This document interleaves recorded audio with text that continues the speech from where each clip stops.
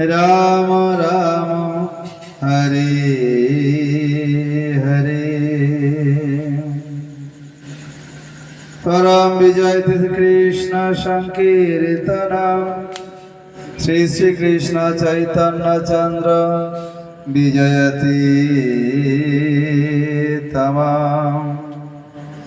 गुरु वैष्णव भगवान तीनरे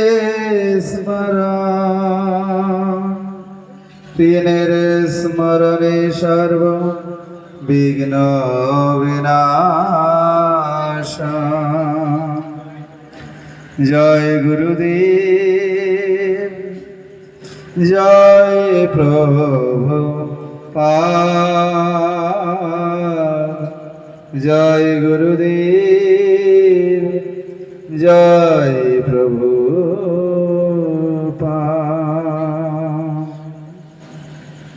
सर्वाग्रे गुरुपाद पद्मं विष्णुपाद श्री श्रीमद भक्ति सर्वस्व गोविंद महाराजेर आतुल चरणे अनंत कोटि दंडवत प्रणति ज्ञापन करी। परम गुरुदेव विष्णुपाद श्री श्रीमद भक्ति विलास तीर्थ गोस्वामीर चरणे अनंत कोटि दंडवत प्रणति जानाई। जगत गुरु श्री भक्ति सिद्धांत सरस्वती गोस्वामी ठाकुर प्रभुपादेर चरणे अनंत कोटि दंडवत प्रणति जानिए तार अहितुक कृपा प्रार्थना करी। भक्ति विनोद माधव महाराज चरण दंडवत प्रणति जानाई। उपस्थित वैष्णव सज्जन बृंद भक्तमंडली मातृमंडली सकलेर चरणे यथायथ दंडवत प्रणति ज्ञापन करी। सगोष्ठी सुबल प्रभु जययुक्त हो। गोविंदेति मंगलम गोविंदेति सुंदरम गोविंदेति शोभनम गोविंदेति पावनम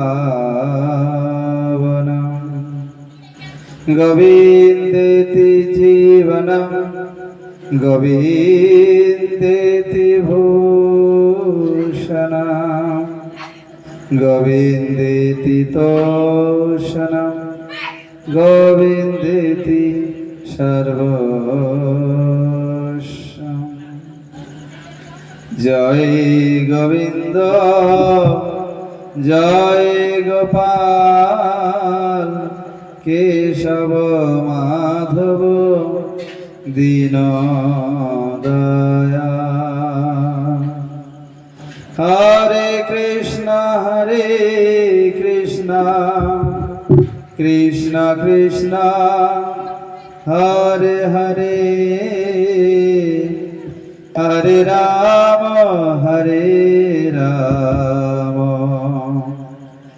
राम राम हरे हरे। स्टैंड शरीर हाथ ने। गोविंद जय जय गोपाल जय जय गोविंद जय जय गोपाल जय जय गोविंद जय जय गोपाल जय जय सबाई गोविंद जय जय गोपाल जय जय राधार मनोहरि गोविंद जय जय राधार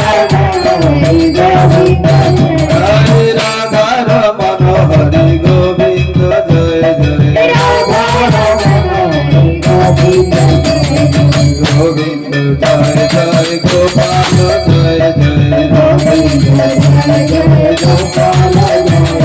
गोविंद जय जय गोपाल जय जय हरे गोविंद जय जय गोपाल जय जय हरे राधा मनोहरि गोविंद जय जय हरे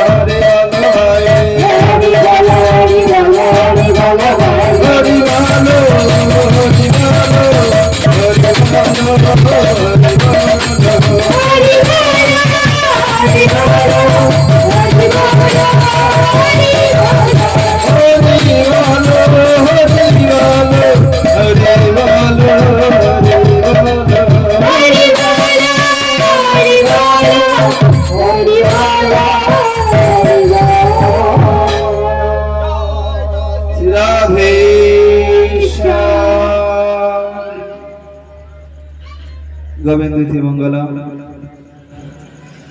আমি এমন একটা জায়গায় বসেছি, সকালে অসুবিধা হচ্ছে, একটু সামনে একটু চেপে চেপে সরে সরে আসেন, শুরু হয়ে যান। গোবিন্দ যেদিন যেমন পরিস্থিতি রাখেন সেইভাবে আমাদেরকে নিতে হবে। আমরা আজ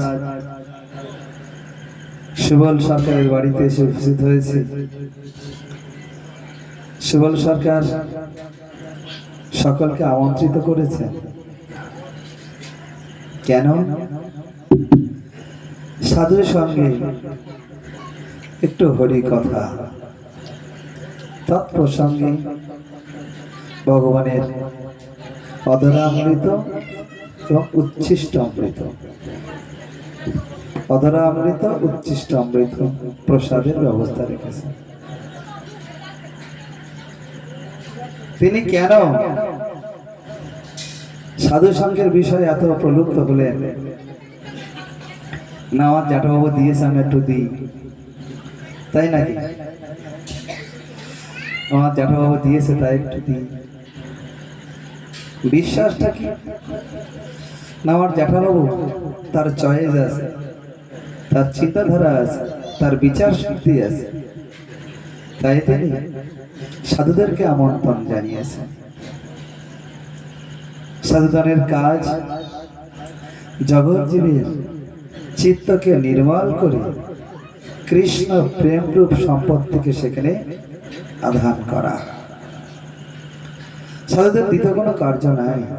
একটু যাই কোন থেকে অসুবিধা হচ্ছে, আপনার এই দিক সরে আসুন, ওখানে কোন থেকে অসুবিধা হচ্ছে, আপনি সরে আসুন, ব্যাস আরো সরে আসুন, ঠিক আছে সরে আসুন, সরে আসুন, ব্যাস ঠিক আছে। হরি বল। আপনারা অনেকেই সাধু সঙ্গ করেন, করেছেন, আগামী তো করবেন। এখানে গ্রামে গ্রামে তো অষ্টম প্রহর হয় না? হয়। কালকে আলোচনা হয়েছে, আজ দুপুরেও আলোচনা হয়েছে। কৃষ্ণ ভজন করা, কৃষ্ণ বলা আর কৃষ্ণ ভজন শিক্ষা করা। কৃষ্ণ বলো, কৃষ্ণ ভজন করো আর কৃষ্ণ শিক্ষা করো। মহাপ্রভু এটাই তো বলেছে।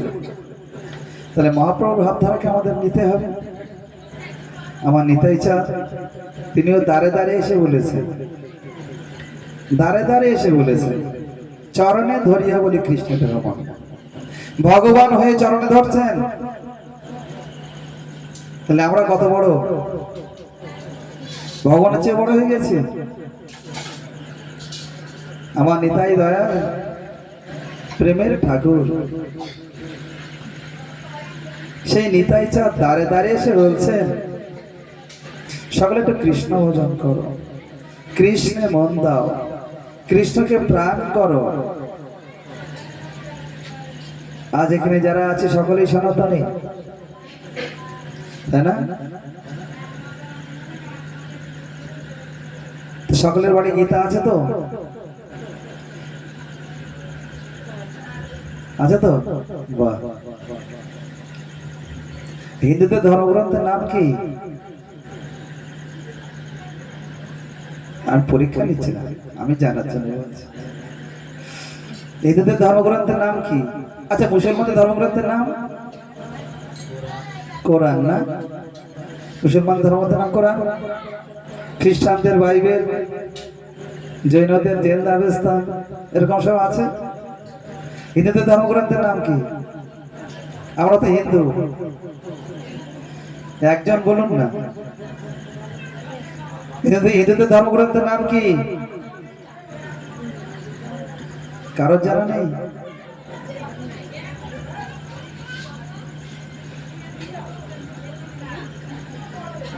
একে চন্দ্র, দুয়ে নেত্র, না দুয়ে পক্ষ, আমি ভুলে যাচ্ছি, তিনে নেত্র, চারি বেদ, পাঁচে পঞ্চমান। পড়েছি না?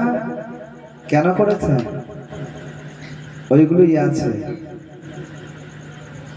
বেদ, ঋক, সাম, যজু, অথর্ব, এ হচ্ছে হিন্দুদের ধর্মগ্রন্থ। কিন্তু সেই বেদকে আমরা এখন কেউ চোখে দেখিনি। দেখেছি? একটা মুসলিমকে যদি বলা হয় ভাই কোরআন দেখেছে, বলে হ্যাঁ দেখেছি, আমার বাড়িতে আছে কোরআন, আমি দেখেছি। কিন্তু আমরা হিন্দু হয়ে কোনোদিন বেদের সংবাদ নিইনি, কোনোদিন নিইনি। কারণ আমাদের ওসব দরকার নেই। আমরা তো খাবো, পরবো আর মরে যাব, আর কি দরকার? ঠাকুর আমায় ভালো রেখো, ঠাকুর আমায় ভালো খাইও, ঠাকুর আমায় ভালো পরিও, এই তো। ঠাকুরেরও দায় আছে, তাই তিনি ভালোভাবে রেখেছেন, কোটাবাড়ি করে দিয়েছেন, বাবা মা সন্তান সন্ততি সব দিয়ে ভরিয়ে দিয়েছেন। ভগবানের দায় আছে, তাই তিনি করেছেন। আমাদের উচিত নয় কি ভগবান সম্বন্ধে জানা? দেখো, যে অষ্টমপরে কথা বললাম, মনে কেউ কিছু কষ্ট পাবেন না, ঠিক আছে? সামনাসামনি বসুন, আড়ালে বসুন, সামনে বসুন। তো অষ্টমপরে যারা আসেন তারা আমাদেরকে কি শিক্ষা দিয়ে যান বলো? তাদেরকে আমরা ডাকি, তারা কীর্তন করে, আসর 2.5 ঘন্টা কি 3 ঘন্টা একটা আসর থাকে, সেই আসরে তারা কীর্তন করে যাওয়ার সময় পয়সাটুকু নিয়ে চলে যায়। আর কিছু বলে যায়? যে পুরোহিতকে আপনি ডাকেন তিনি কি বলে যান, কি শিক্ষা দিয়ে যান? যখন মেয়ে বাপের বাড়ি থেকে শ্বশুর বাড়ি যায়, তখন মা তাকে শিক্ষা দেয়, মা শ্বশুর বাড়িতে এমনভাবে থেকো, এমনভাবে চলো। আবার যখন মা কোনো কারণে মেয়ের বাড়িতে যায়, তখনও মেয়ের বাড়িতে বলে আসে, মা সংসারের সুবিধা অসুবিধা থাকে, সব মেনে গুছিয়ে নিয়ে সংসারে চলো, সংসারে এরকম হতে থাকে, আস্তে আস্তে সব ঠিক হয়ে যায়, বলে আসে না? কারণ সংসারটা আমার থাকতে হবে। তাই মা জানে ওই জায়গাটা পরিষ্কার করে না দিলে মেয়ে কোনো কোনো অসন্তুষ্ট হলে মুশকিল হয়ে যাবে, আগে থেকে সাবধান করে আসছে। এই যারা আসছেন, দাঁড়ে দাঁড়িয়ে আসছেন, ভিক্ষা করতে আসছেন, নাম সংকীর্তন করতে আসছেন, তারা আমাদেরকে কি শিক্ষা দিয়ে যাচ্ছেন বলো? কি বলে যাচ্ছে? এই যে মহাপ্রভু বলেছেন, শুনো শুনো নিত্যানন্দ, শুনো হরিদাস, সর্বত্র সবার আজ্ঞা করহ প্রকাশ, প্রতি ঘরে ঘরে গিয়ে করো এই ভিক্ষা, বলো কৃষ্ণ ভজ কৃষ্ণ, করো কৃষ্ণ শিক্ষা। তাহলে মহাপ্রভু হচ্ছেন স্বয়ং ভগবান, যেই কৃষ্ণচন্দ্র যশোদানন্দন, তিনি এখন শচীসূত হয়েছেন। কেন? শাস্ত্রে বলছেন কলিযুগ ধর্ম হয় নাম সংকীর্তন, এই তদর্থে অবতীর্ণ শ্রী শচীনন্দন। এই কলিযুগের ধর্ম নাম সংকীর্তন, তাই নাম সংকীর্তনকে জগতে দেওয়ার জন্য তিনি এসেছেন। সংকীর্তনৈক পিতর কমলায়তাক্ষ, সংকীর্তন পিতা আমার গৌর হরি নিতাই চাঁদ, তিনি এসেছেন। কি বলছেন? হরে কৃষ্ণ কৃষ্ণ কৃষ্ণ হরে হরে, হরে রাম রাম রাম হরে হরে। প্রভু কয়ে কহিলাম এই মহামন্ত্র, ইয়া জপ গিয়া সবে করিয়া নির্বন্ধ, ইয়া হইতে হইবে সবার, ইয়া হইতে সর্বসিদ্ধি হইবে সবার, সর্বক্ষণ বলইতে বিধি নাহিয়া। আর কি চাই প্রভু বলুন? যেখানে একেবারে নিশ্চিত করে দিচ্ছেন একমাত্র কৃষ্ণ নাম, হরিনাম সংকীর্তন ছাড়া দ্বিতীয় কোনো বিধি নাই। এই কলিযুগের নাম শুধু কলিযুগের নয়, এই কলিযুগের নাম সত্য তেতা তাপর কলি সব তাতে। তাহলে কি করে মানবো? শাস্ত্রে যে লেখা আছে, কৃতে যথেতে বিষ্ণু ত্রেতায়াম যজতমখৈ দাপরে পরিচর্যায়াং কলৌ তৎ হরি কীর্তনাৎ। শাস্ত্রে লেখা আছে যে সত্য যুগে ধ্যান, ত্রেতা যুগে যজ্ঞ, ত্রেতায়াম যজতমখই, দাপরে পরিচর্যাং, দাপরে পরিচর্যা অর্থাৎ অর্চন, কলৌ তৎহরি কীর্তনাথ, কলিতে হরি কীর্তন বলেছেন। তাহলে আপনি বলছেন সব যুগের। আচ্ছা, অনেকেই বলেন বিদ্যাসাগর এসে অ ক খ লিখেছে, তাই না? বিদ্যাসাগর এসে অ ক খ লিখেছেন তো, অ আ ক খ সব বিদ্যাসাগর লিখেছে। তা বিদ্যাসাগর বাবা মা কি ভাষায় পড়তো? বিদ্যাসাগরের বাবা মা কোন ভাষায় পড়তো বলো? যদি বিদ্যাসাগর অ ক খ লেখে, তাহলে বিদ্যাসাগরের বাবা মা বা তার সেখানকার লোক কোন ভাষায় কথা বলতো, কি লিখতো, কি প্রমাণ হয়? তাহলে অক্ষরগুলো আগে থেকে ছিল। অয় অচ্যুত, আয় আনন্দ, এরকম করে আছে। কয় কৃষ্ণ, কয় খগেন্দ্র, কয় গরুর, কয় ঘনশ্যাম, এরকম ভাবে অক্ষরের সঙ্গে কৃষ্ণের নাম বর্তমান আছে। আজকের থেকে নয়, কৃষ্ণের মুখের থেকে উচ্চারিত এই অক্ষরগুলো বেরিয়েছে। বিশ্বরূপ অবস্থায় তার মুখের থেকে কথাগুলো বেরিয়েছে, শব্দগুলো বেরিয়েছে। এটা এই জগতের কারোর সৃষ্টি নয়। সেরকম এই মহামন্ত্র আমার রাধা ঠাকুরানী সেই গোলক বৃন্দাবনে বসে নিরন্তর কৃষ্ণ গুণগান গিয়ে চলেছেন কৃষ্ণের প্রীতির উদ্দেশ্যে। সত্যযুগে নাম হয়েছে, ত্রেতা যুগে রাম নাম হয়েছে, আর দাপরে তো হয়েইছে। কি করে বুঝবো? নবদ্বীপে চলুন, সীমান্ত দ্বীপে যারা গেছেন নবদ্বীপ পরিক্রমায়, সীমান্ত দ্বীপে দেখবেন দেবী দুর্গা সেখানে এসে বসে আছেন, গৌর সুন্দরের চরণ ধূলি সিঁথিতে ধারণ করেছেন। গৌর সুন্দরের চরণ ধূলি সিঁথিতে ধারণ করে সেই জায়গাটার নাম হয়েছে সীমান্তিনী দ্বীপ। কেন? কোন এক সত্য যুগে শিব বলে না নিরন্তর পঞ্চমুখে রাম নাম গান ত্রিপুরারি। কোন রাম নাম করেন? দশরথী রাম না সীতাপতি রাম? কারণ ভোলেনাথের সঙ্গে কৃষ্ণের সখ্য ভাব, কৃষ্ণের বন্ধুত্ব শিবের সঙ্গে এক আত্মা, হরি হর। পঞ্চমুখে রাম নাম গান ত্রিপুরারি, শিব নিরন্তর, রাধা রমন যে রাম, এই যে মহামন্ত্র আমরা করছি যে রাম, হরে কৃষ্ণ কৃষ্ণ কৃষ্ণ হরে হরে, হরে রাম রাম রাম হরে হরে। রাম কোন রাম? জয় শ্রীরাম। হনুমান যে রাম বলে লাভ করে সেই রাম বলে, আমরা তো তাই জানি। রাম আর কজন হয়? কোন এক সংস্থা, বিরাট বড় সংস্থাকে লিখেছে রাম মানে বলরাম, রাম মানে সীতাপতি রাম। কি বলবো এদের অবস্থা? হরে কৃষ্ণ, হরে হরা সম্বোধনে হরে, হরা রাধা ঠাকুরানী। হরে কেন? ওখানে হরণ ক্রিয়া, হরণ ক্রিয়া একা একা হয় না, পক্ষ লাগে, কোন এক পক্ষ আরেক পক্ষকে হরণ করে। হরে কৃষ্ণ, কর্ষ ইতি কৃষ্ণ, যেখানে কর্ষণ করেন আকর্ষণ করেন কৃষ্ণ, ক্রি ধাতু নিষ্পন্ন হইতে আকর্ষণী শক্তি সেখানে প্রকাশ হয়, আর না প্রত্যয় যোগে সেখানে আনন্দ বিধান হয়। কৃষ্ণ তিনি যিনি আকর্ষণ করে আনন্দ বিধান করেন, তিনি কৃষ্ণ। হরে কৃষ্ণ, আর একটা শব্দ আছে রাম, রমণ ইতি রাম, যিনি রমণ করেন।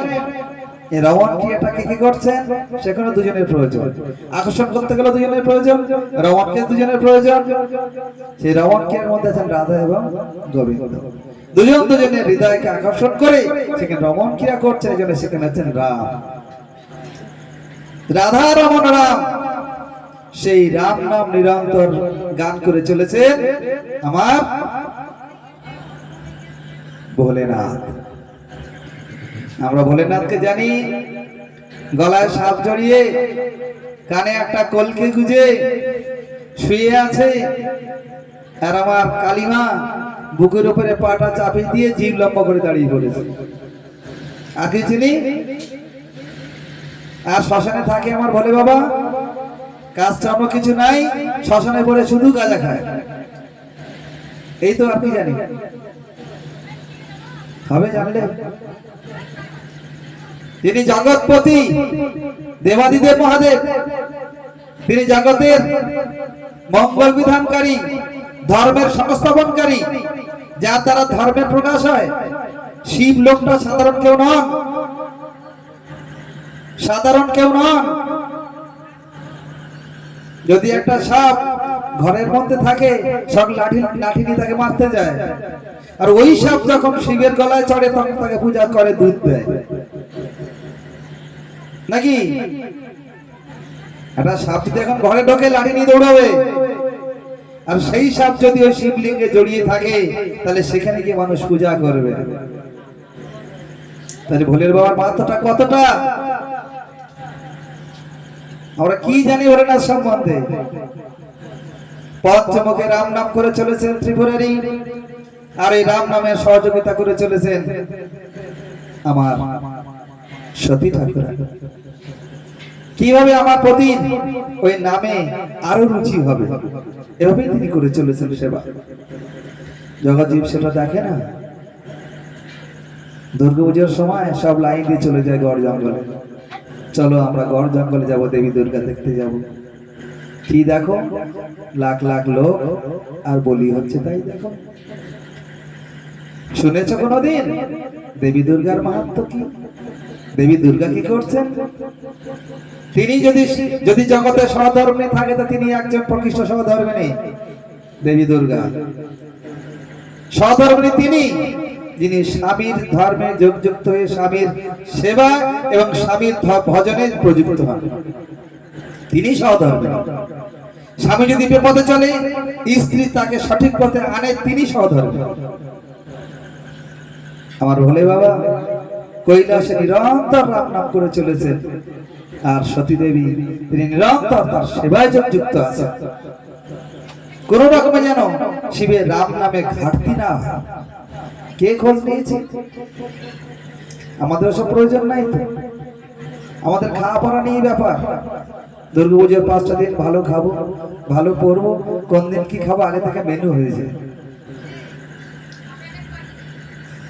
আমি একটু খোলামেলা আলোচনা করি। শাস্ত্রের কথা তো শ্লোক অনেক আছে, মুখস্থ করে বলে গেলে অনেক বলা যাবে, কিন্তু বিষয়টা কি?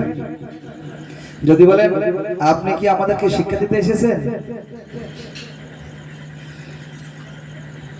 না, আমি আপনাদের থেকে অনেক ক্ষুদ্র, অনেক ক্ষুদ্র, অনেক ছোট। আমার থেকে আপনারা অনেক গুরুজন আছেন এখানে। সকলের চরণ ধরে আমার একমাত্র কাম। কিন্তু বাবা পিতার প্রণাম করবেন, পিতাকে সম্মান করবেন, পিতার বাক্য শুনে চলবেন, এটা সত্যি। কিন্তু করুণ কারণে যদি সন্তান কোনো একটা সুন্দর একটা পলিসি পায়, সুন্দর একটা পদ্ধতি পায়, তখন বাবাকে বলে, বাবা দেখো না, তুমি তো এই ব্যবসাটা করছো, এই ব্যবসাটা করলে কেমন হয়? ছেলে পড়াশোনা শিখে সেই ব্যবসাটাকে বাবার কাছে তুলে ধরেছে। বাবা তখন দেখলো যে হ্যাঁ তাই তো, আমি যা করছি, আমি যা ইনকাম করছি, এটা তো আরো অনেক বেশি ইনকাম হবে। বাবা তখন সেটা ছেলের থেকে নেয় এবং বাপ বেটা দুজনে মিলে যায় সেই ব্যবসা করতে থাকে। এমন এই বাগান পাড়াতে ধর্মসভা হয় না এমনটা না, ধর্মসভা হয়, কিন্তু সাধু আসবে, সাধু পয়সা নেবে আর খেয়ে দিয়ে চলে যাবে, এটা সাধুকৃত্য না, সাধুকৃত্য না। আমাদের আরাধ্যকে এখনো জানানো হয়নি প্রকৃত আরাধ্যকে। ওমা এরকম করলে কি করে হবে?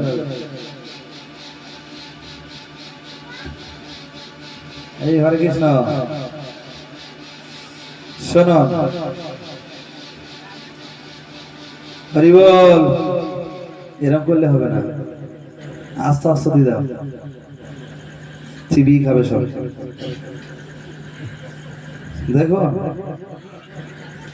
আমরা দুজনের কাছ থেকে শিক্ষা নেব, এক দেবী দুর্গা, আর এক আমাদের বৈকুণ্ঠপতির যিনি স্ত্রী লক্ষ্মী ঠাকুরানী। তাদের থেকে আমরা দুটো শিক্ষা নেব। আমরা প্রত্যেকে ঘরে ঘরে লক্ষ্মী দেবী পূজা করি না? পূজা করি লক্ষ্মী পুজো। দুর্গা পুজোর পরে একবার পূর্ণিমাতে ঘটা করে নাড়ু টাড়ু দিয়ে পূজা করি। সেই লক্ষ্মী দেবী কি করতে বলেছে? আমি অন্যদিকে যাব না, আমি এই দিকে আসি। যাদেরকে আমরা চিনি ভালো করি, রাধার সেবা করতে গেলে অনেক কষ্ট হয়, তাই আমরা করি। বাবা, রাধা ভজন করতে গেলে নিরামিষ খেতে হয়, কপালে তিলক করতে হয়, মাথায় টিক্কি রাখতে হয়, গলায় মালা দিতে হয়, আবার 4-5 বার ভোগ লাগাইতে হয়। বাবা, আমার নিজে খাওয়ার টাইম পাইনি, কখন তাদের খেত। ওর থেকে লক্ষ্মী পুজো ভালো, ওই বছরে একবার ডেকে দিলাম। স্ট্যান্ডটা সরাতে পারবো? বাস করে ফেলে দাও, আমার স্ট্যান্ডগুলো খুব ডিস্টার্ব করে।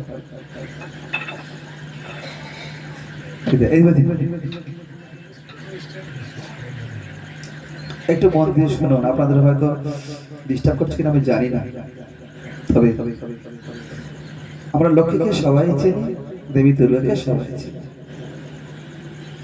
দেবী দুর্গা ততটা সংসার আছে, তিনি সিংহাসনে বসে থাকেন না, তার ছেলে পুলে আছে, তার সংসার আছে।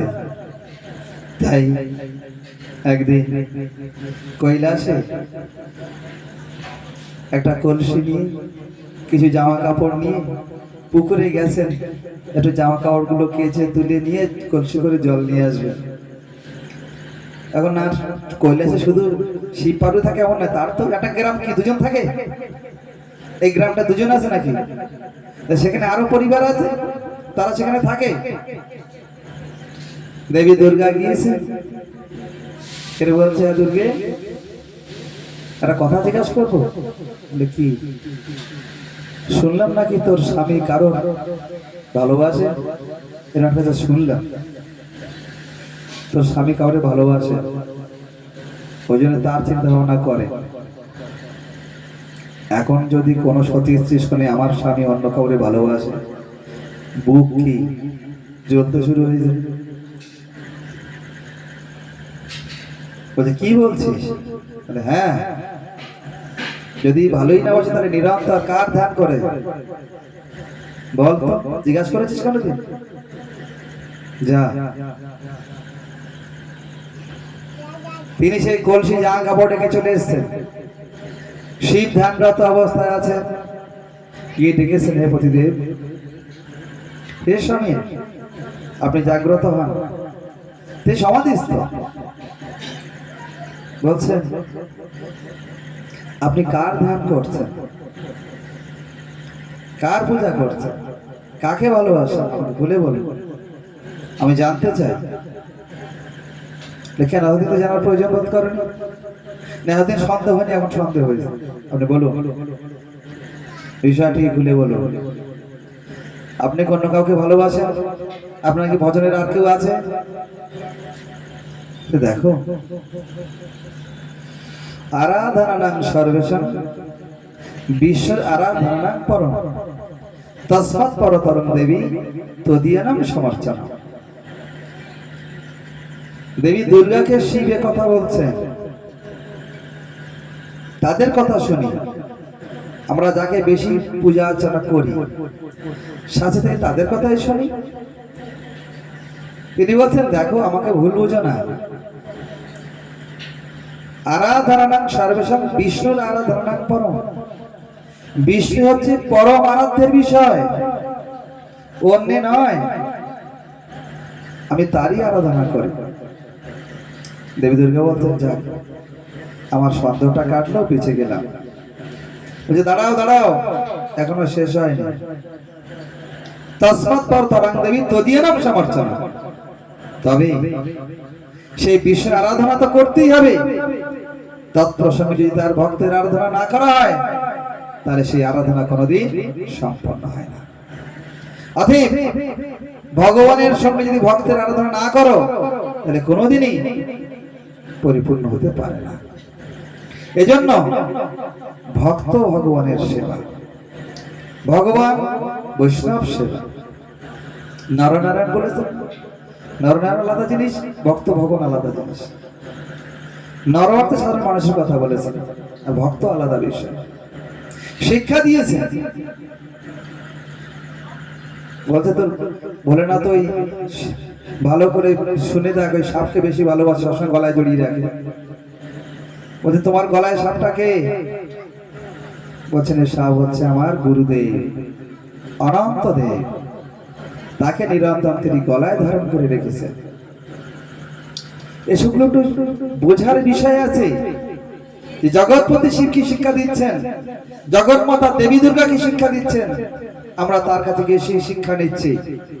বলো,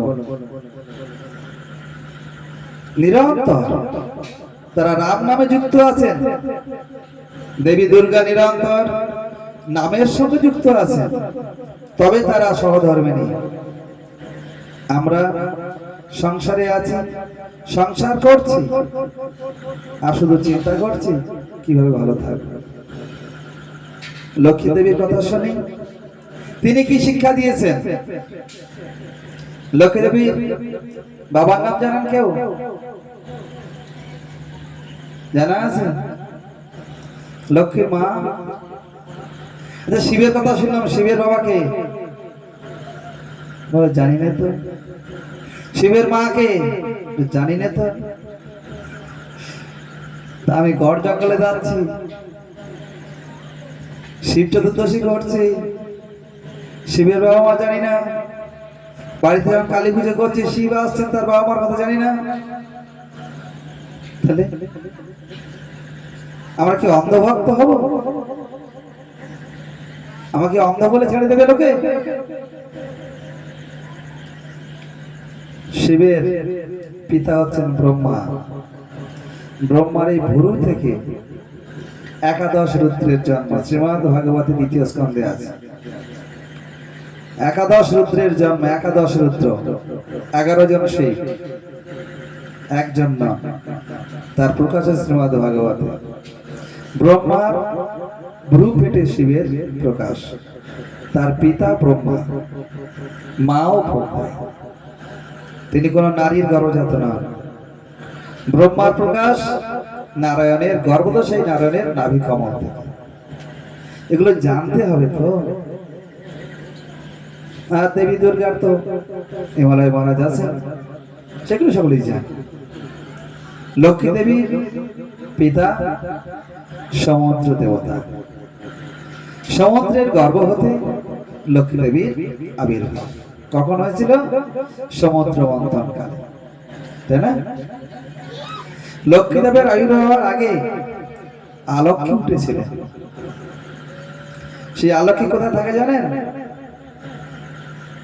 শুনে রাখুন, যেখানে নিত্য কলহ হয় সেখানে আলক্ষ্মী থাকে। যেখানে মাথার খুলি থাকে বা হাড় থাকে সেখানে আলক্ষ্মী থাকে। দেখবেন ঘরের মায়েরা অনেকেই চুল আসনি দিয়ে, চুল এক জায়গায় করে থুতু দিয়ে ঘরের কোণে রেখে দেয়, ওইখানে আলক্ষ্মী থাকে। যদি গৃহে বৈষ্ণবের আগমন না হয়, তাহলে গৃহে আলক্ষ্য বাস করে, আলক্ষ্মী বাস করে। ওই আলক্ষ্মী জাগলো ওখানে দেওয়া হয়েছে। লক্ষ্মী সমুদ্র ওঠার আগে উঠেছেন আলক্ষ্মী, তার আগে উঠেছিল হলাহল বিষ। সেই হলাহল বিষ উঠলে কাকে দিয়েছিলেন? কে খেয়েছিল? সকলেই জানেন কে? শিব। তার নাম হয়েছিল নীলকণ্ঠ। ওই শিবেরও বিষ ধারণ করার ক্ষমতা ছিল না, তিনি নারায়ণের আদেশে বিষ ধারণ করেছেন। সকলকে বললেন এই গরম, এই যে হলাহল বিষ, এই বিষ আপনাকে ধারণ করতে পারবেন না, যান পশুপতির কাছে যান, তিনিই পারবেন। বলবেন নারায়ণ পাঠিয়েছে।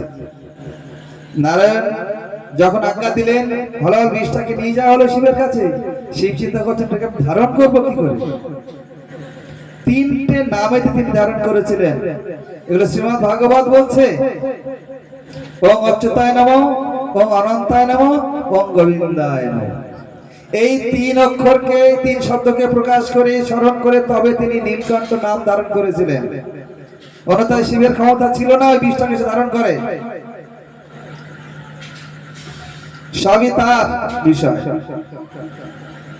লক্ষ্মী দেবী যখন উঠলেন, কি তার রূপ, মন হরণ করে, নয়নের মহোৎসব স্বরূপ, কি তার চলন, কি তার ভাব। অসুর এবং দেবতারা সব দড়ি টানানি করছিল তো নাকি, বাসুকি ধরে।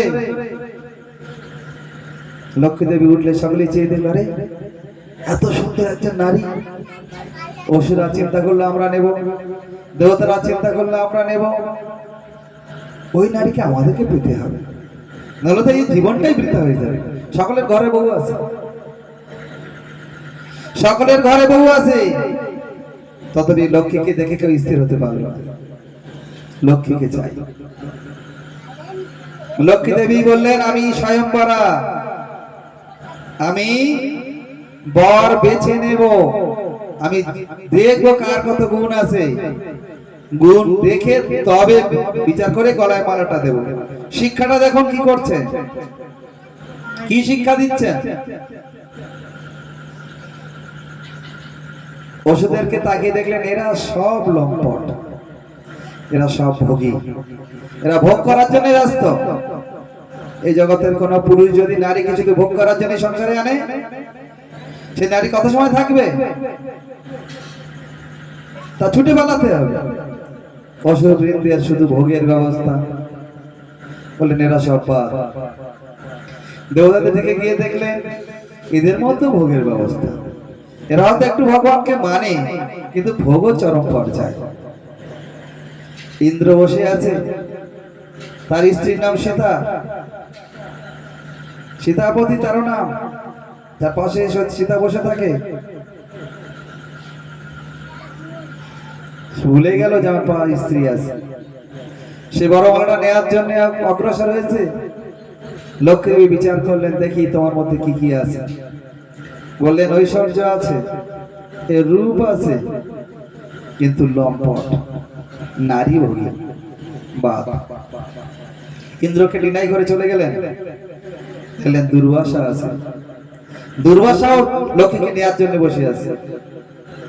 দুর্বাসাকে বিচার করলেন, এর তপস্যা আছে, এর আয়ু আছে, জ্ঞান আছে, পাণ্ডিত্য আছে, কিন্তু ক্রোধকে জয় করতে পারে। এই জগতে যদি কোনো স্বামীর আয়ু বল বিদ্যা সবই থাকে, কিন্তু ক্রোধ সম্পূর্ণ না করতে পারে, এই ক্রোধই সব শেষ হয়ে যায়। কারণ দুর্বাসার ক্রোধ এমন, কারো প্রতি দিয়ে দেয় তো সে শেষ। দুর্বাসার ন্যায় হয়ে গেল। ব্রহ্মা আছে, যিনি জগৎ সৃষ্টিকর্তা, সেই ব্রহ্মার কাছে গেলে ব্রহ্মাকে দেখছেন কি কি আছে এর মধ্যে, বিচার করছেন। দেখলেন ব্রহ্মার পাণ্ডিত্য আছে, তপস্যা আছে, সৃজন শক্তি আছে, কিন্তু আয়ু কম। বলুন, আপনাদের কোনো মেয়েকে আয়ু কম ছেলের হাতে দেবেন? যদি জ্যোতিষী বলে দেয় যে এই ছেলেটার আয়ু বেশি দিন না, দেবেন? দেবেন?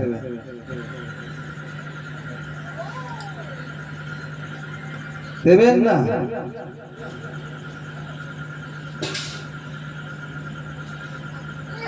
ব্রহ্মা চলে গেল, এক এক করে সাইড হয়ে যাচ্ছে। সব দেবতাকে পরখ করে দেখলেন, কারোর আয়ু কম, কারোর ধন কম, কারোর বিদ্যা কম। শিবের কাছে গিয়ে দেখলে শিব সেখানে বর্তমান। দেখলেন এর বিদ্যা আছে, বুদ্ধি আছে, আয়ু আছে, কিন্তু শ্মশানবাসী হয়ে থাকে। আপনাদের কোন নারী মেয়েকে আপনার শ্মশানবাসী তুলে দেবেন? ওই মেনকা দিয়ে ভুগছে। শ্রীমদ্ ভাগবতে অষ্টম স্কন্ধে এগুলোকে সুন্দর করে প্রকাশ করেছেন, দেখিয়েছেন। আমার লক্ষ্মী ঠাকুরানী বেছে নিয়েছেন কাকে ভজন করবেন। তাই দূরে দেখলেন একজন চতুর্ভুজ, তিনি চুপচাপ বসে আছেন, নিজের মতো বসে আছেন। তখন সেখানে গিয়ে দেখলেন এনার আয়ু আছে, যশ আছে, খ্যাতি আছে, বিদ্যা আছে, বল আছে, সৃজন ক্ষমতা আছে, পালনী শক্তি আছে, এবং ইনি জগতের একমাত্র প্রভু, সর্বেশ্বর কর্তা। অতএব তাকে বড় মালাটা দেওয়াটাই আমার উচিত। এই বলে তিনি বড় মালাটা সে নারায়ণের গলায় পরিয়ে দিলেন।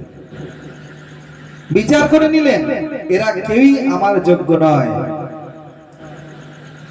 এই জগতের মানুষ কোন কন্যা বা কোন ছেলেকে দেখতে গেলে গাড়ি করে যায়, দেখে আসে, বিধার পরে আফসোস করে আমরা এতজন গেলাম কি দেখে আসলাম, ঠিক দেখা হয় না।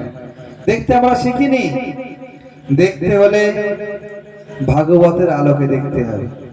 চোখ সবার আছে, কিন্তু এখন যদি লাইটটা অফ হয়ে যায় দেখতে পাবে কেউ? বলুন, চোখ তো আছে, দৃষ্টিও আছে, তাহলে দেখতে পাবে না কেন? আলোটার প্রয়োজন। তাই জগৎজীব তারা ভোগগ্রস্ত, তাদের চোখে শুধু ভোগের বিষয়টা ছুটে বেড়াচ্ছে। এজন্য দৃষ্টিশক্তি দেখতে গেলে ভাগবতের আলোকে জগৎকে দেখতে হবে। ভাগবতের আলোকে দেখলে প্রত্যেকের অন্তরটাকে পড়া যাবে, জানা যাবে, বোঝা যাবে, চলন বলনটাকে সব বোঝা যাবে।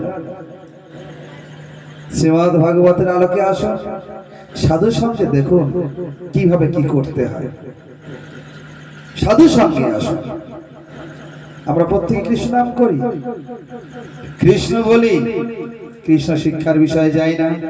শাস্ত্র কি বলছে দেখুন, সে কৃষ্ণের বিষয়ে কি বলেছে।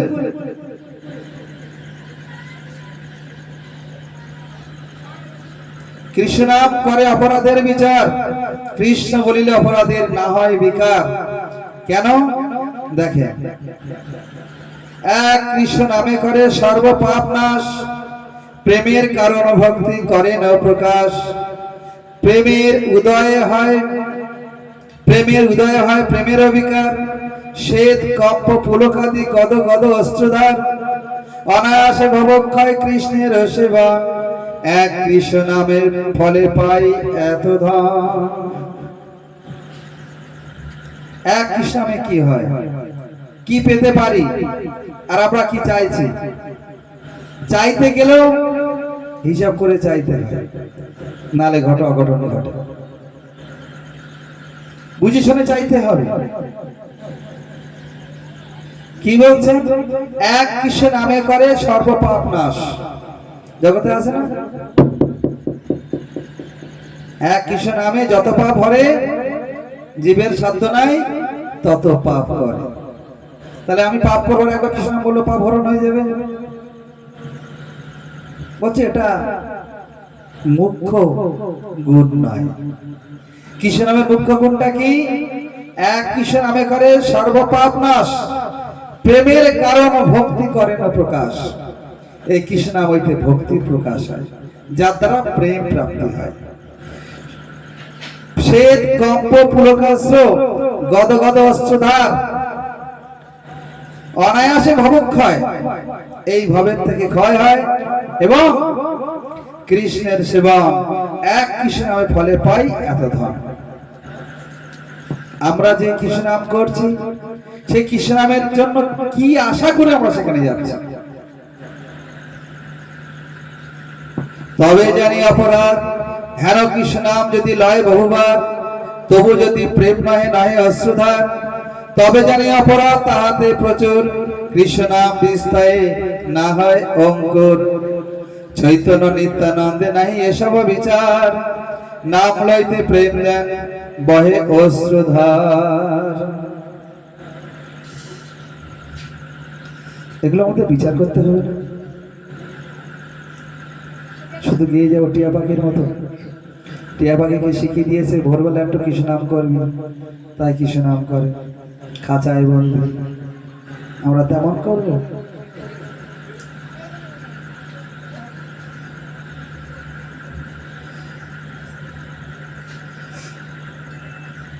দেখো,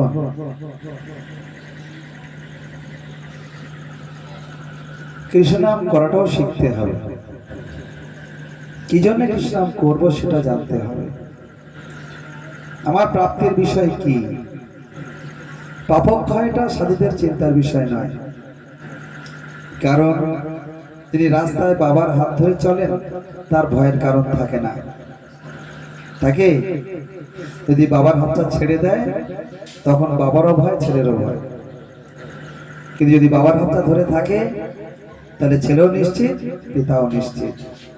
তাই সাধুরা ভগবানের হাতটা ধরে আছেন, তাই ভগবানও নিশ্চিত, সাধু নিশ্চিত।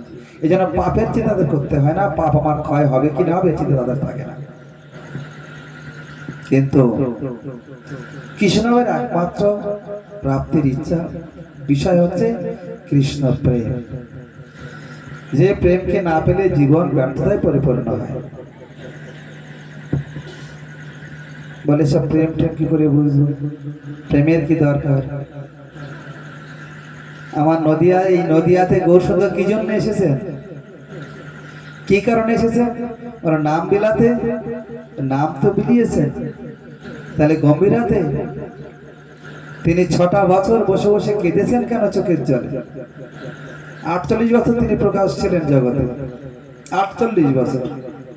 24 বছর তিনি নবদ্বীপে ছিলেন, বাকি 24 বছর তার কেটেছে নীলাচলে।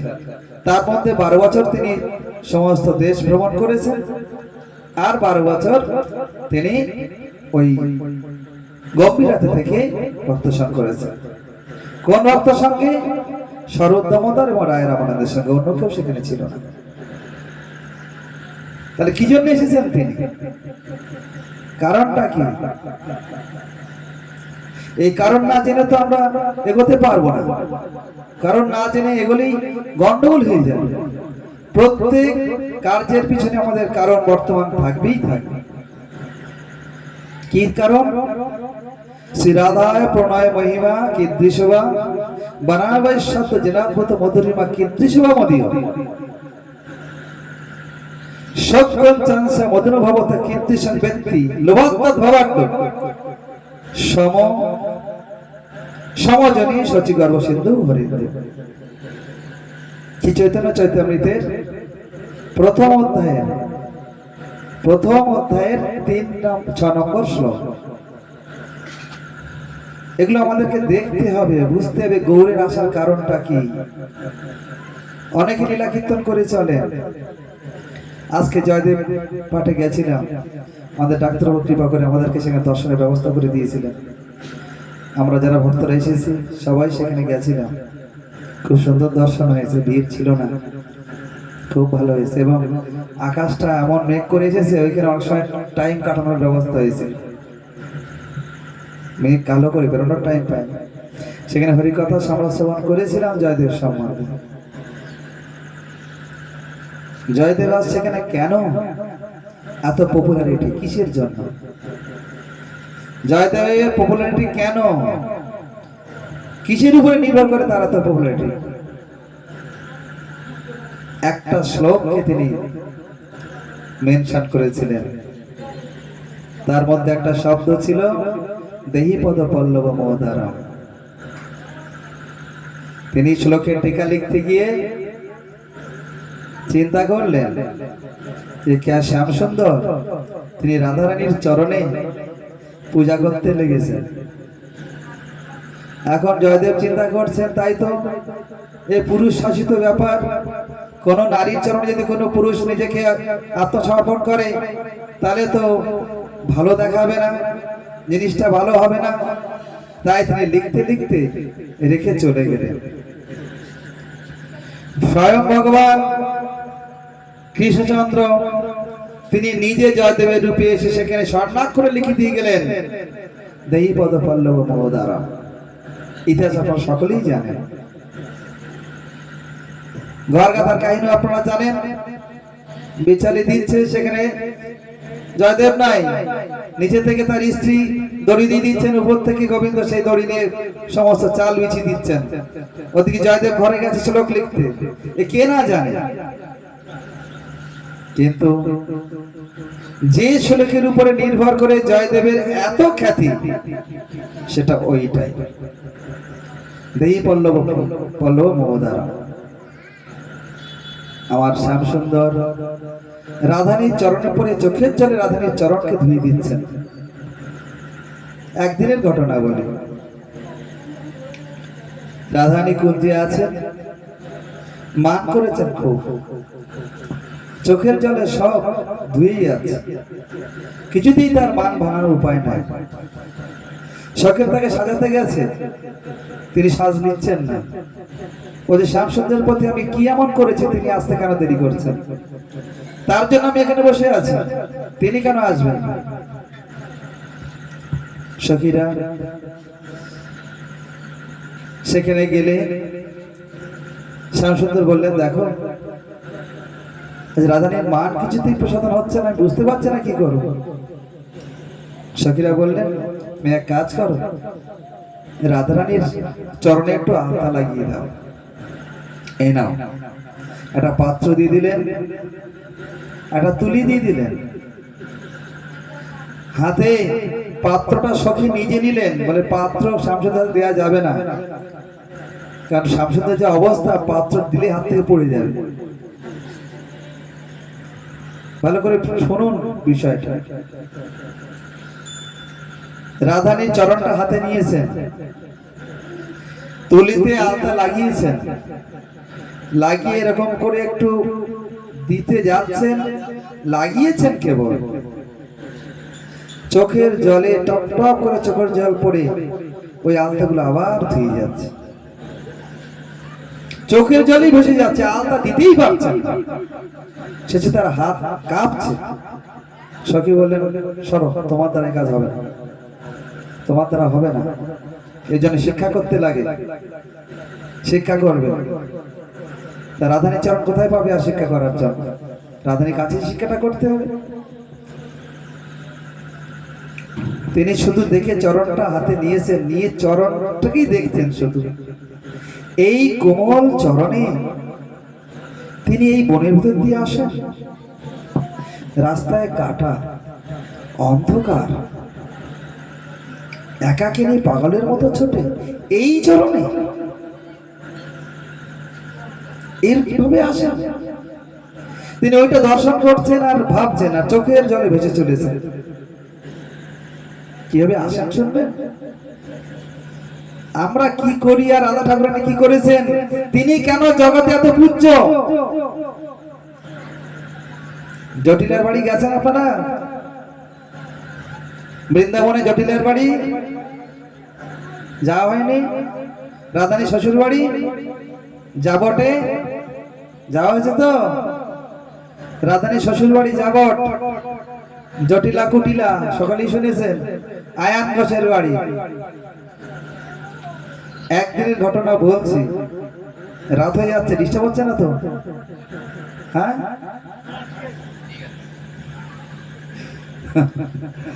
দেখুন অসুবিধা বলবেন, আমি ছেড়ে দেবো। আমরা সংসারের জন্য কষ্ট করি না? আমার রাধা ঠাকুরানী কি করছে একটু শোনো। শ্রী শ্রী রাধারানী সুধানিধিতে শ্রী প্রবন্ধ সরস্বতীপাদ ব্যাখ্যা করেছেন। এই প্রবন্ধ সরস্বতীপাদ হচ্ছে রাধারানীর প্রিয় সখী তুঙ্গবিদ্যা দেবী, অষ্টসখীর মধ্যে একজন। তিনি মঞ্জুরি স্বরূপে রাধারানীর সেবায় যোগযুক্ত, ছায়ার মতো লেগে থাকে। রাধারানী কি করছেন? বাড়িতে রাত্রিবেলায় উঠানে জল ঢেলেছেন, জল ঢেলে কাদা করেছেন, কাদা করে তার উপর দিয়ে হাঁটছেন। তারপর চোখে কাপড় বেঁধেছেন, কাপড় বেঁধে হাঁটছেন, আর ওখানে কাটা বিছিয়েছেন, কাটা বিছিয়ে কাটার উপর দিয়ে হাঁটছেন। কেন এগুলো করছে? কেন?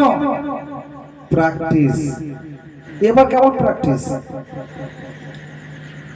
রাত্রিবেলাতে উঠানে জল ঢেলে প্র্যাকটিস বলে? হ্যাঁ, কোন কারণে যদি রাত্রিতে বর্ষা হয় আর সেই বর্ষা অবস্থায় যদি শ্যামসুন্দরের বংশধ্বনি আসে, তাহলে আমাকে তো যেতে হবে, আমি কিভাবে যাব?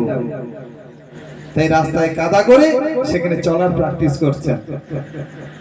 তারপর যদি খুব অন্ধকার হয় তাহলে কি করে যাব? তাই চোখে একটা কাপড় বেঁধেছেন, অন্ধকার হয়ে গেছে, তিনি সেই অবস্থায় চলা প্র্যাকটিস করছেন। আমার স্বামীর কাছে পৌঁছাতে হবে, যে কোনো প্রকারে স্বামীর কাছে পৌঁছাতে হবে, আমার এই টার্গেট। আমরা কি করি? সংসারে তো কোনো একটু ঘাটতি হয়, অমনি মুখটা লাল হয়ে ওঠে, মনে কষ্ট হয়ে যায়। আমার রাধা ঠাকুরানী কি করেছেন শ্যামসুন্দরের জন্য? কাটা বিছিয়েছে। সখী বলছে, তুমি কাটা বিছাচ্ছ কেন? আরে দাঁড়া, ব্রজের পথে কাটা ভর্তি, ছোট ছোট ছোট কাটা ভর্তি থাকে, সেই কাটার মধ্যে যেতে গেলে আমাকে তো প্র্যাকটিস করতেই হবে। তাই তিনি ওই কাটা বিছিয়ে কাটার উপর দিয়ে চলছেন। চিন্তা করো, আমরা জানি, আমরা দেখছি সিংহাসনে রাধা গোবিন্দকে বসানো হয়েছে, ভক্তরা খুব সুন্দর করে পূজা করছে, আরতি করছে, আর তারা ভোগ গ্রহণ করছে আর আনন্দে আছে। নাই, একে অন্যের সেবায় তারা যুক্ত, একে অন্যের সেবায় যুক্ত। প্রত্যেকের মধ্যে একটাই বিচার, আমি সেবা করে তাকে সুখী করব। এই জগতের হিসাবটা উল্টো। আমি আমার স্ত্রীকে ভালোবাসি আমার সুখের জন্য, স্ত্রী আমাকে ভালোবাসে তার সুখের জন্য। যদি সুখের ঘাটতি হয় তো ব্যাস। কিন্তু ব্রজের হিসাবটা আলাদা। আত্মেন্দ্রিয় প্রীতিবাঞ্ছা নাহি গোপিকা। প্রেম কাকে বলে? কেন এক নারী আর এক পুরুষকে ভালোবাসলে, এক পুরুষ এক নারীকে ভালোবাসলে প্রেম হয়ে যায়? বলছেন না, আত্মেন্দ্র প্রীতিবাঞ্ছা তারে বলে কাম, কৃষ্ণেন্দ্র প্রীতিবাঞ্ছা ধরে প্রেম নাম। যেখানে আত্মসুখের বিষয়, নিজের সুখের বিষয়, সেটা প্রেম না, সেটা কাম। কোন পুরুষ যদি নারীর উপর ঝাঁপিয়ে পড়ে তাকে জেলে যেতে হয়, কামের তাড়না সে ঝাঁপিয়ে পড়ে নিজের স্বার্থ সিদ্ধির জন্য। তাই আত্মেন্দ্র প্রীতিবাঞ্ছা তারে বলি কাম, যেখানে নিজের সুখের জন্য ব্যবস্থা। আমি ভগবানের সেবা করছি নিজের সুখে থাকার জন্য, এটা ভগবত প্রীতি হলো? বাবার কাছে, বাবাকে ভালোবাসে শুধু বাবার কাছে নেয়ার জন্য? বাবা দিচ্ছে না কখন? ছেলের খুব একটা কিছু জিনিস দরকার, তাই বাবার কাজে হাত লাগিয়েছে। সকালবেলা উঠে বাবার কাছে হাত লাগিয়েছে, বাবা বলছে আজ কি ব্যাপার, কি চাই? বাবা বুঝে গেছে কিছু একটা দরকার, ওই জন্য আমার কাছে এসেছে হাতটা। এটা প্রীতির লক্ষণ না। সংসার সুখের জন্য যদি শুধুমাত্র ভগবানকে ডাকতে থাকি, এটা প্রীতির লক্ষণ না। কৃষ্ণের সুখের জন্য আমি কি করছি, এটা বিষয়। যেমন মা নিরন্তর কত রাত থেকে আমাকে তৈরি করেছেন, পালন করেছেন, মানুষ করেছেন, তার হিসাব খেয়ে রেখেছেন। নিঃস্বার্থপরতায় পিতা মাতা আমাকে সেবা করে চলেছেন। কোনোদিন চিন্তা করেননি যে ছেলেটা আমাকে ভবিষ্যতে খেতে দেবে কি না দেবে। তেমন ভাবে ভগবানের সেবার বিষয় রাখতে হবে। আমরা সকলেই চিন্তা রাখবো।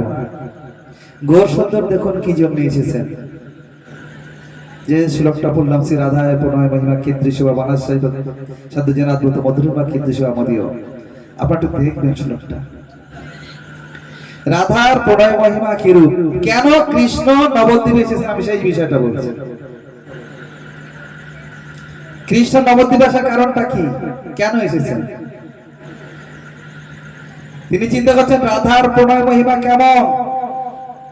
আমি তো জানি না রাধা আমাকে কি জন্য ভালোবাসে, আমি বুঝতে পারি না তার প্রেমটা কেমন, আর আমার মধুরিমাই বা কেমন। যা আসি রাধা আস্বাদন করে তাহাই বা কিরূপ, আর আমার মধুরিমার অনুভূতি হইতে রাধাই বা কি দিতে কি সুখের উদয় হয়। এই তিনটি বিষয় জানার জন্য কৃষ্ণ অভাবগ্রস্ত হয়ে নদিয়া এসেছেন। আর এই নবদ্বীপ ধামটা কেমন জানেন? রাধারানীর হৃদয় ক্ষেত্র। কৃষ্ণ তার নিজের হৃদয় ক্ষেত্রকে প্রকাশ করেছেন গোবর্ধন রূপে, আর রাধারানীর হৃদয় ক্ষেত্র হচ্ছে নবদ্বীপ ধাম। এই নবদ্বীপ ধামে শুধুমাত্র প্রেম রস আস্বাদনের বিষয় ছাড়া অন্য কিছু নাই। এগুলো নিগূঢ় অর্থ, নিগূঢ় ভাবে প্রকাশ। শুধু শুধু নিচে গিয়ে বেড়ালে হবে না, জানতে হবে, বুঝতে হবে। মিষ্টি জানে আমি কত মিষ্টি, রসগোল্লা জানে আমি কত মিষ্টি, যে খায় সে জানে। তাই কৃষ্ণ বলছেন যে আমাকে কেন রাধারানী এত প্রেম করেন, আমাকে কেন এত ভালোবাসেন, আমাকে জানতে হবে। জগতের লোক গান করে, এটা দেখেছেন? এটা কি আছে, রাধার বেদন বুঝিবে তখন বুঝিবে রাধার কথা, কি একটা আছে না, বনমালী গো পর জনমে হয় রাধা, নারীর বেদন বুঝিবে তখন, নারীর পরনে কত ব্যথা, বনমালী গো পর জনমে হয় রাধা। এই কথার যুক্তি কতটা বুঝিয়ে দেন আমাকে। রাধারানী কোনদিন কৃষ্ণের বিষয়ে কথা বলেননি, শাস্ত্রে কোথাও নাই। রাধারানী কোনদিন কৃষ্ণের অভিযোগ করেন, গোবিন্দ এটা কেন করলো, গোবিন্দ এটা কেন করলো, কোনদিন বলে। নিজের চোখের জলে ভেসেছেন, অঝরে কেঁদেছেন, কিন্তু কোনদিন বলেননি গোবিন্দ এটা কেন করেছে। এটাই ছিল তার নিষ্ঠার পরিচয়। রাত হয়ে গেছে, আমরা ছেড়ে দিই, ছোট্ট একটা কীর্তন করে আমরা ছেড়ে দেব। আমার নিবেদন নেই, সকলেই আপনারা ধর্মকর্ম করেন, কারণ ভারতভূমিতে জন্ম হয়েছে যার, সে কিছু না কিছু ধর্ম করবেই করবে। তবে পড়াশোনাটা করতে গেলে যেমন তার ধারাটা জেনে করতে হয়, বুঝে করতে হয়, সংসারটা করতে গেলে একটা ধারা বুঝে করতে হয়, তদ্রূপ এই যে হরি ভজনের বিষয়টা একটু জেনে করতে হবে, অন্যথায় ওই ভস্যে কি ঢালাই হবে। অতএব আমরা আজ এখানে রাখি। আমার প্রতি আপনারা সন্তুষ্টি অচেষ্টা আমি জানি না, যদি সন্তুষ্ট হন তাহলে আমার প্রতি একটু আশীর্বাদ করবেন, যে অসন্তুষ্ট হন কোনো কারণে সেই ভুলটা আমাকে ভাঙিয়ে দেবেন, যে এই ভুলটা আপনার হয়েছে বা তোমার হয়েছে, এটা ঠিক করে নিন। আমি বন্ধু তাকেই বলি যিনি আমার রোগটা ধরে দেন। বন্ধু সেই নয় যে রোগটাকে চেপে দেয়, বন্ধু সেই যিনি রোগটাকে ধরে তার চিকিৎসা করেন। ডাক্তারবাবুর জন্য তিনি প্রকৃত বন্ধু। কেন না, তিনি রোগটাকে ধরে তার সুচিকিৎসা করে তাকে সুস্থ করেন। তাই তিনি আমারও বন্ধু, যিনি আমার রোগটাকে ধরে সুচিকিৎসা করেন। তাই আপনাদের কাছে বিশেষ নিবেদন, আপনার প্রত্যেকেই আমার, অনেকেই আমার যে বয়োজ্যেষ্ঠ আছেন, তাই সেই গুরুজনদের চরণে আমি দণ্ডবত প্রণাম জানাই। আপনারা সকলে আমাকে আশীর্বাদ করে এই পরমার্থিক পথে চলার সুযোগ করে দেবেন। আজ অবধি রাখি। বাঞ্ছা কালতরু বসে কৃপা সিন্ধু ভৈবটিতে তানং পবন বৈষ্ণব নমো নমঃ। ঘোর সুন্দর এসেছেন, এসব বিষয়গুলো খুব সুন্দর করে জানার প্রয়োজন আছে, বোঝার প্রয়োজন আছে, না হলে গন্ডগোল হয়ে যাবে। কোনটা হবে? হ্যাঁ, নটা বড় বইটা হরি বল। হ্যাঁ হ্যাঁ, রাধারানীর কীর্তন করে, রাধারানীর কথা হলো, রাধারানীর কীর্তন হোক। গোবিন্দ মঙ্গলম। আগে আরেকটু রাত হয়ে যাচ্ছে, সব বাড়ি ফিরবে না?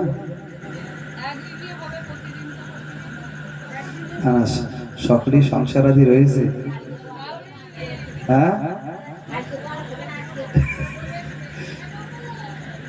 ডাক্তার কি বলে? হ্যাঁ, কীর্তন হোক, কীর্তন হোক। দেখুন,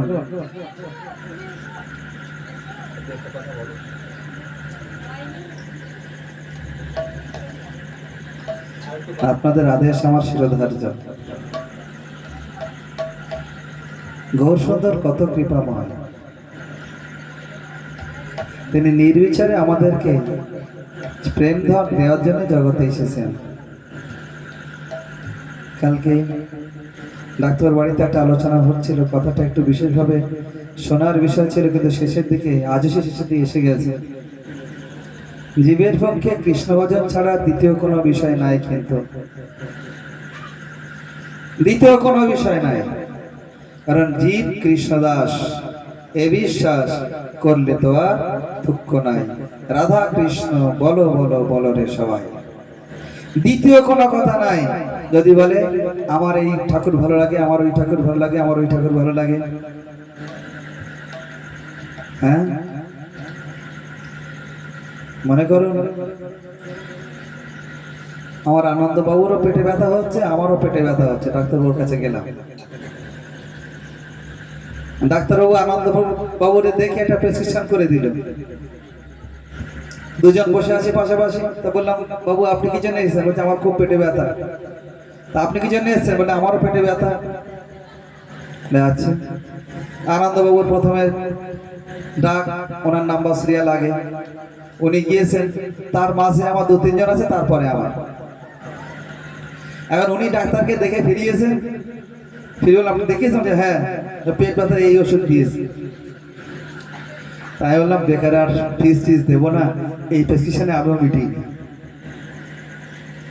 কে বেকার আর ফিস দিতে যাবো কেন? ওই প্রেসক্রিপশনে মিটিয়ে নি, ওরও পেট ব্যথা আমারও পেট ব্যথা। ওই প্রেসক্রিপশন নিয়ে আনন্দবাবু ওষুধ কিনেছে, আমিও ওষুধ কিনেছি।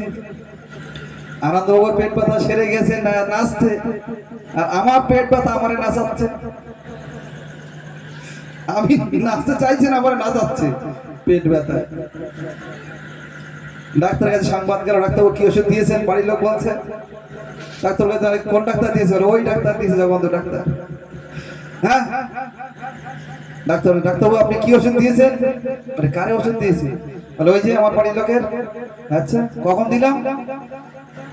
না বললো তো ওই ডাক্তার প্রেসক্রিপশন থেকে, এই তো প্রেসক্রিপশন ওষুধ। বলে কই দেখি নাম দেখি। ওই প্রেসক্রিপশনের নাম তো লেখা রয়েছে আনন্দ মজুমদার। বলে আমার স্বামীরও পেট ব্যথা, তারও পেট ব্যথা। বলে বলে হবে? পেট ব্যথা কি এক প্রকারের যে ওর পেট ব্যথা এর পেট ব্যথা সমান হয়ে যাবে? না, সিস্টেম অনুযায়ী, সিমটম অনুযায়ী তার পেট ব্যথার উদয় হচ্ছে। কারোর গ্যাসের ব্যথা, কারোর ফিক লাগা ব্যথা, কারোর পেটে লাথি মেরেছে সেই ব্যথা, কত রকমের ব্যথা রয়েছে। নারীদের পেট ব্যথার ওষুধ দিতে গেলে মাথা খারাপ হয়ে যায়, কোন ব্যথা আছে তার ঠিক নেই। বাস্তব কথা, তাহলে বিষয়গুলো রয়েছে। এটা যেমন বুঝে শুনে লোকের দেখা দেখে আমি করবো না, আমি আগে দেখবো আমার কতটা প্রয়োজন, কোন জিনিসটা আমাকে নিতে হবে। যেমন লক্ষ্মী ঠাকুরানী দেখিয়ে দিলেন কাকে ভজন করতে হবে। এই লক্ষ্মীর কথা শেষে বলা হয়নি, সরি একটু বাদ গেছে, আপনি বললেন বলে মনে আসে। লক্ষ্মী দেবী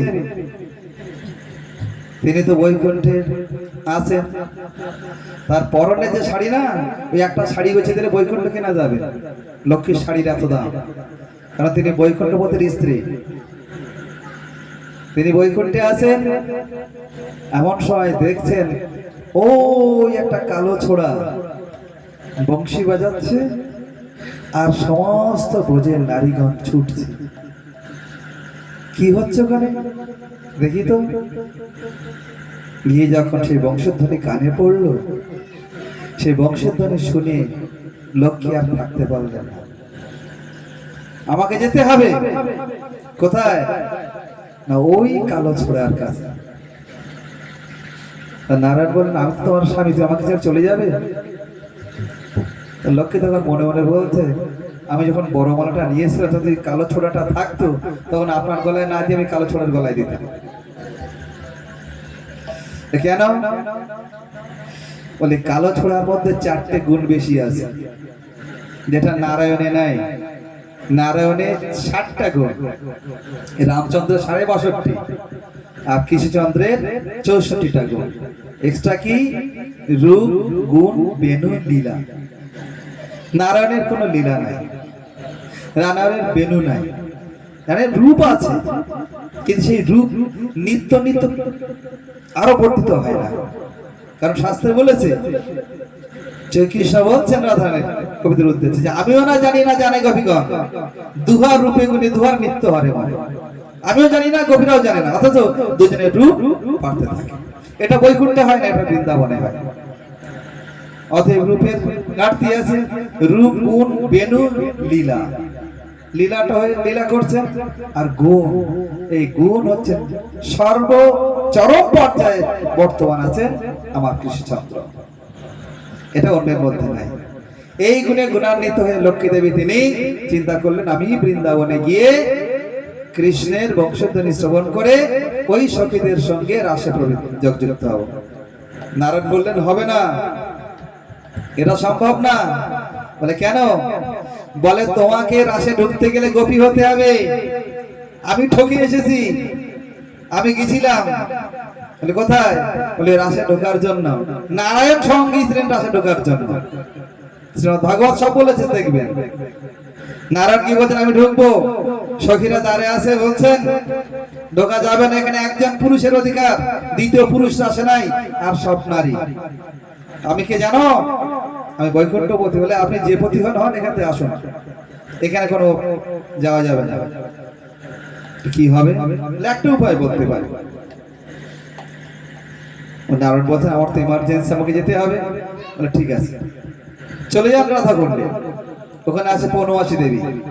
পৌনমাসী দেবীকে কি বলবেন যে আমাকে রাসে প্রবেশ করার ব্যবস্থা করে দেন। যান। রাধা কুণ্ডে গেলে নারায়ণ যখন পৌনমাসীর কাছে নিজেকে আত্মসমর্পণ করলেন, আমাকে রাসে প্রবেশ করার ব্যবস্থা করে দিন। পৌনমাসী দেবী বললেন যান রাধা কুণ্ডে স্নান করুন। রাধা কুণ্ডে স্নান করলে তার একটা সুন্দর গোপী দেহ লাভ হলো, তার নাম দিলেন শ্যামা গোপী। পৌনমাসী দেবী বললেন যান, এবার যান। আর ওখানে গিয়ে বলবেন না যে আমি বৈকুণ্ঠের নারায়ণ, বলবেন আমার নাম শ্যামা গোপী। চলো, তাহলে তোমাকে গোপী হতে হবে। আগে গোপী হও, তারপরে কি করতে হবে? বলে তপস্যা করে গোপী হও। বলছে আমার দ্বারা তো হবে না, আমি গোপী কবে জানি, আমার এক্ষুনি দরকার। বলছে হবে না, আগে তপস্যা কর। এখনো পর্যন্ত বেলবনে লক্ষ্মী দেবী তিনি তপস্যা করে চলেছেন। ওই বেলবনটা লক্ষ্মী দেবীরই বন, কারণ লক্ষ্মী দেবীর বক্ষস্থল হইতে ওই বেলবনের প্রকাশ শাস্ত্রে আছে। লক্ষ্মী দেবী সেখানে বসে তপস্যা করছেন কৃষ্ণকে পাওয়ার জন্য। আমরা যে লক্ষ্মীকে ঘরে ঘরে পূজা করে চলেছি, এই শিক্ষাগুলো আমরা নেব না? চিন্তা করুন, কৃষ্ণ চিন্তা করলো যে লক্ষ্মীর মধ্যে এখন অহংকার আছে, কারণ সে বৈকুণ্ঠপতির শক্তি, অতএব তার এখন অহংকার রয়েছে। নারায়ণ বললেন তুমি গোপী ভাবকে ধারণ করো, গোপীদের তপস্যা করো। উনি বললেন না না না, আমি বৈকুণ্ঠপতির শক্তি, আমার ওদের অনুগত্য স্বীকার করতে পারবো না। বলে না, যাও। কৃষ্ণ বললেন তাহলে একটা ব্যবস্থা নিতে হবে। তাই কৃষ্ণ লক্ষ্মীকে এই দক্ষিণ বক্ষে স্বর্ণরেখা রূপে স্থান দিয়েছে। বাম পক্ষে আছে ভৃগপদ চিহ্ন, আর দক্ষিণ পক্ষে আছে কৃষ্ণের লক্ষ্মী স্বর্ণরেখা রূপে লক্ষ্মীকে অবস্থান দিয়েছে। আর যখন কৃষ্ণ খেলায় হেরে যায়, তখন সখাদেরকে কাঁধে নিয়ে কৃষ্ণকে এগিয়ে যেতে হয়। আর সখারা তখন এক পায়ের গুঁতো দেয়, এই কৃষ্ণ ডাইনে চল, এই কৃষ্ণ বায়ে চল, এই কৃষ্ণ সোজা চল। ওই সখাদের চরণ ধরে যখন লাগে, তখন লক্ষ্মীর ধীরে ধীরে ধীরে ধীরে তার স্বীকৃতি সঞ্চয় হতে হতে একদিন সে কৃষ্ণকে প্রাপ্ত হবে। এই জন্যই কৃষ্ণ লক্ষ্মীকে স্বর্ণরেখা রূপে বক্ষে রেখেছে। তাহলে এক লক্ষ্মী যদি কৃষ্ণকে পেতে এত কিছু করতে হয়, তাহলে আমাদেরকে কি করে চলা উচিত শিক্ষা দিয়েছে। জয় রাধেশ্যাম, গোবিন্দ মঙ্গলম। আজ ছাড়ি, অনেকটা রাত হয়ে গেছে। রাধা চরণ কমল ভজম,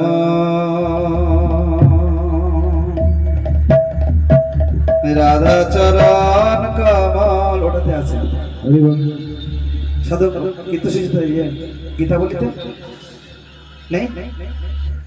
রাধা চরণ কমল ভজম, রাধা চরণ কমল ভজম, রাধা চরণ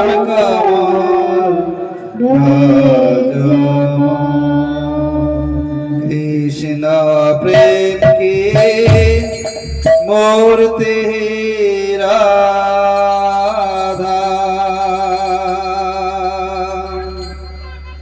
রাধা রস কানিদান কৃষ্ণ প্রেম কি মূর্তি রাধা রাধা রস কানিদান। কি বলছে প্রত্যেকটা অক্ষরকে দেখো। কৃষ্ণ প্রেম কি মূর্তি হি রাধা রাধা রস কানিদান রাধা চরণ কমল ভজম রাধা চরণ কমল ভজম রাধা চরণ কমল রাধা চরণ কমল मंत्र में राधा तंत्र में राधा वेद में राधा प्रमाण वेद में राधा प्रमाण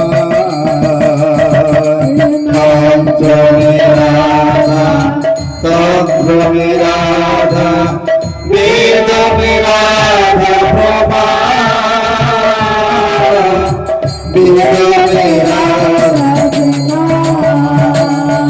और साथ में राधा सिद्धि में राधा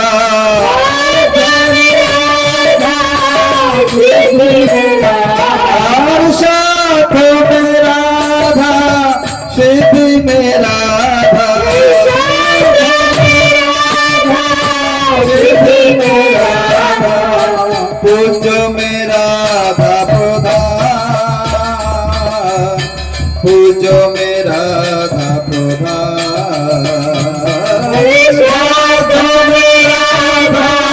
सिद्धि में राधा पूज्य में राधा प्रधान पूज्य में राधा चरण कमल भजमो राधा चरण कमल भजमो राधा चरण कमल राधा चरण कमल अभिनव सुंदरी अनुपगुणंकरी राधा श्याम का जीवन राधा श्याम का जीवन अभिनव सुंदरी अनुपगुणंकरी राधा श्याम का जीवन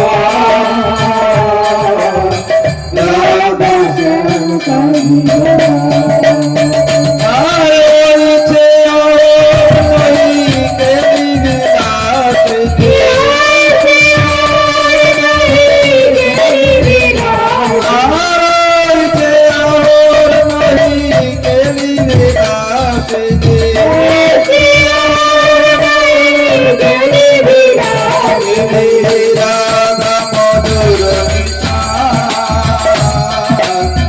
राधा मधुर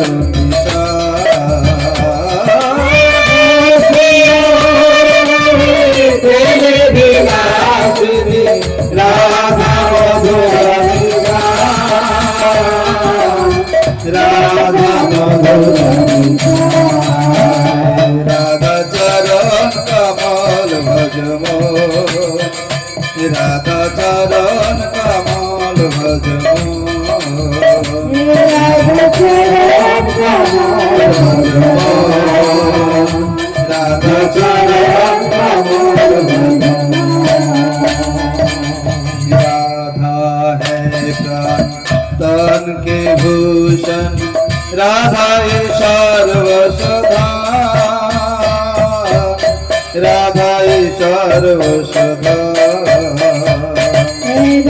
राधा है प्राण के भूषण रानी सर्वसमा रानी सर्वसमा अरे राधा नाम के सारे सब छोड़ के राधा नाम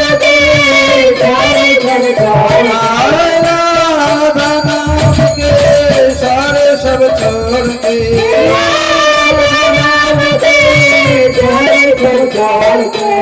चलो मन से वृंदावन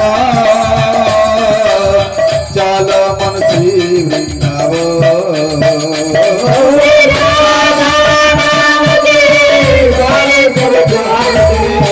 चलो मन से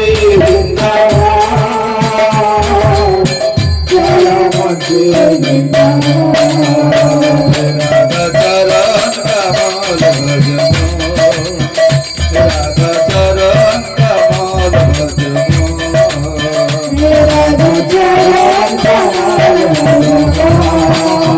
राधा चरण कमल भजमो राधा श्याम को प्राण से प्यारी श्याम राधा का जीवन श्याम राधा का जीवन राधा श्याम को प्राण से प्यारी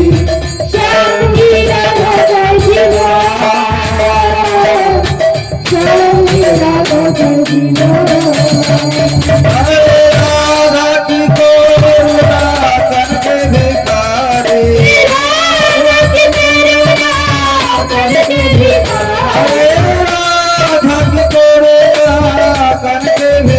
अरे राधा की कोरुणा करके भिखारी गोविंद दास रसगान गोविंद दास रसगान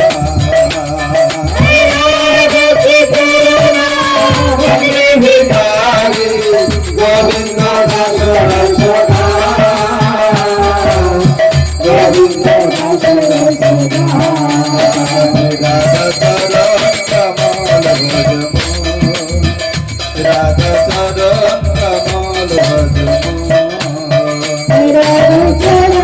कमल भजमो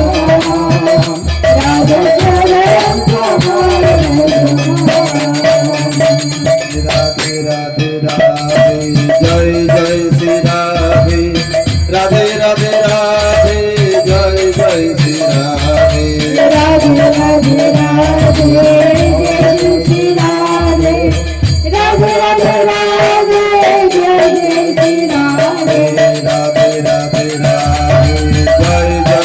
राधे राधे राधे राधे जय जय श्री राधे राधे राधे राधे जय जय श्री राधे राधे राधे राधे जय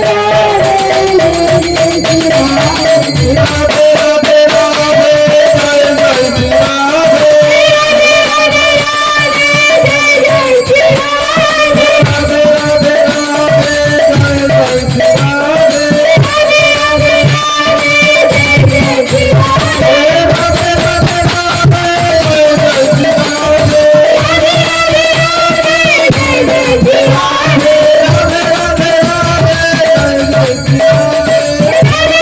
श्री राधे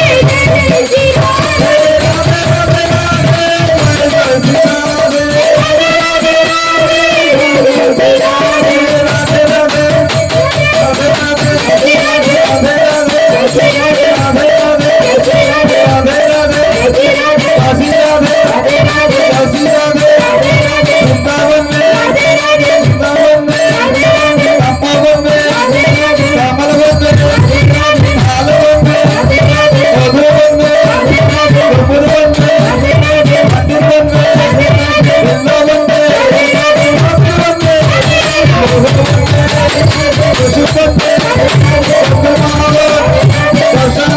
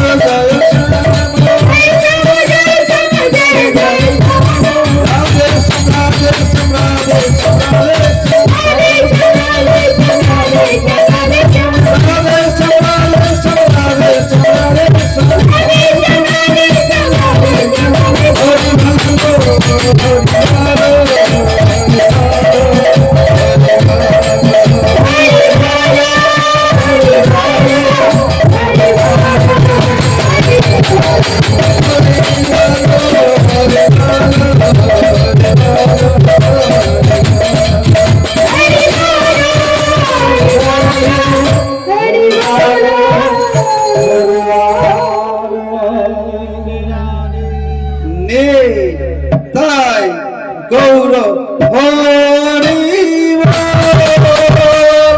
হরি